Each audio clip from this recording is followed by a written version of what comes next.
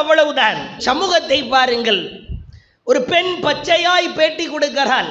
எனக்கு அவனைதான் எனக்கு பிடிக்கும்னு என் புருஷனுக்கே இது தெரியும் அப்படின்றா. ஒரு இஸ்லாமிய பெண் தான்.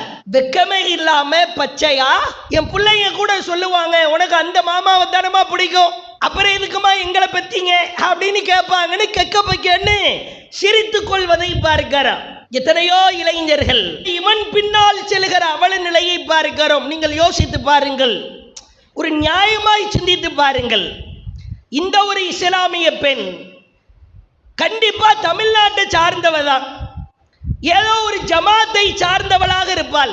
இது மாதிரி தௌஹீது கொள்கையை பின்பற்றுகிற அல்லது தௌஹீது ஜமாத்தில இருக்கிற ஒருவர் பேட்டி கொடுத்தால் நாம் சும்மா விட்டுருப்போமா? யாரு, அவங்க பின்னணி என்ன, யாருடைய உறவினர், அவ்வளவு அறிவுரைகள் சொல்லப்பட்டிருக்கும். எங்கள் மஹல்லா என்கிறார்கள், எங்களுடைய ஜமாத்தை சார்ந்தவர்கள் என்கிறார்கள். ஆனால் இது மாதிரி ஒன்று ரெண்டு அல்ல, கிறுக்கு பிடிச்சு போய் முத்தி போய் எனக்கு என் புருஷனை விட அவனை தான் பிடிக்கும், இது என் புருஷனுக்கே தெரியும். அப்ப புருஷன் எவ்வளவு மானங்கெட்டவரா இருப்பார் என்பதற்கு உதாரணம் சொல்லுகிறோம்.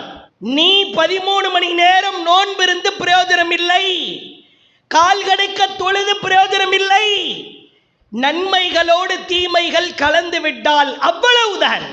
மீட்டெடுக்க வேண்டிய கட்டாயத்திலே இருக்கிறோம். யாரெல்லாம் இப்படி நன்மைகளோடு தீமைகளை கலக்க பார்க்கிறார்களோ அவர்களை ஏகத்துவத்தின் பால், அல்லாஹ்வின் தூதரின் கொள்கையின் பால் மீட்டெடுக்க கடமைப்பட்டிருக்கிறோம்.